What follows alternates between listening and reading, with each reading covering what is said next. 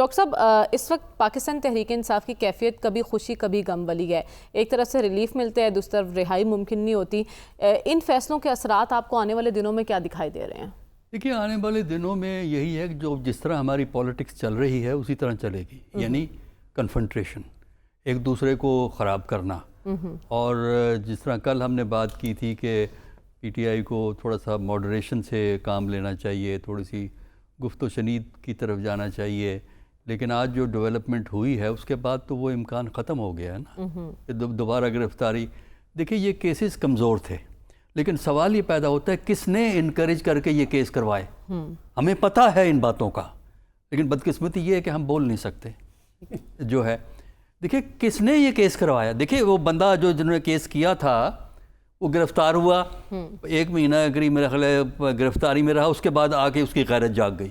वो गिरफ्तारी में पता नहीं क्या हुआ जिसकी गैरत जाग उठी थी कि ये इद्दत वाला केस, जो कि एक मज़ा का खेज इशू रेज कर केस की, लेकिन केस हुआ और चला।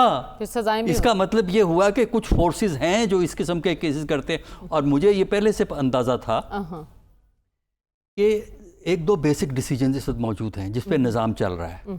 नंबर 1, इमरान को बाहर नहीं आने देना। अच्छा, हाँ, यह इसमें ये नैब वाला केस पहले से तैयार करके रखा हुआ था, और मुझे अंदाज़ा था कि जैसे ही कोई ये केस ख़त्म होंगे तो वो केस नैब वाला केस आ जाएगा। आप कह रहे हैं ये सियासी केसेस हैं? ये सियासी केसेस बेसिकली सियासी केसेस हैं, और सियासी केसेस हैं और इनको खींचा गया है। 190 मिलियन पाउंड का जो केस है वो भी आपको सियासी दिखाई दे रहा है? देखिए, बुनियाद तो सियासी है, हमें ना 190 मिलियन की फैक्ट्स का पूरी तरह पता नहीं लगता ना।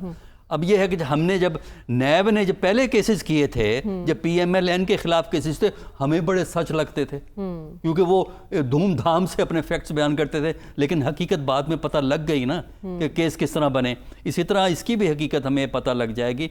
तो मेरा अपना ख्याल ये है कि देखिए, एक फैक्ट तो ये है कि इमरान खान को अंदर रखना है। अच्छा, सिंपल। और PTI को आउट ऑफ सर्कुलेशन रखना है, ये एक फैसला है। दूसरा फैसला ये है कि जो प्रेजेंट कोalition है इसको कंटिन्यू करवाना है। अच्छा, ये दूसरा फैसला है। तो इसके वजह से कन्फ्रंट्रेशन जो है वो चलेगी, क्योंकि कन्फ्रंट्रेशन के ज़रिए इस फैसले की जो सुप्रीम कोर्ट का फैसला है उसकी इम्प्लीमेंटेशन। डॉक्टर साहब, जब तक इस्तेहकाम नहीं आएगा, जो आप बात कर रहे हैं कि दूसरा जो फैसला है कि इनको चलाना है, ये तो इस्तेहकाम की बेस पे चल सकेंगे ना। मईशत भी तभी नहीं, देखिए, टेक ऑफ करेगी जब इस्तेहकाम को तो छोड़ दीजिए, हुकूमतें इस्तेहकाम के बगैर भी चलती रहती हैं।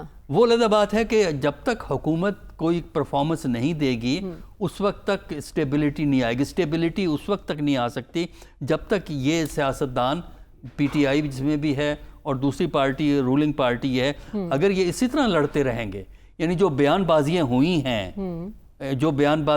हैं उससे हमें अंदाज़ा हुआ है कि ये जो है ना दंगा चलता रहेगा और इंस्टेबिलिटी रहेगी इस मुल्क के, गैर यकीनी सूरत हाल रहेगी। और जो इनका ख्वाब है ना इकोनॉमी को रिवाइव करना, वो इकोनॉमी रिवाइव नहीं हो सकती जब तक कि ये अपनी सियासी जंग को कम नहीं करते। ठीक है, अगर मकसद ये है कि एक को अंदर रखना है, एक को बाहर रखना है, तो फिर सियासत में भी यही हाल होगा। यानी वो दायरों का सफ़र पे चलता रहेगा और हम इसी में सफ़र करते रहेंगे, वो अंग्रेज़ी वाला सफ़र करेंगे हम।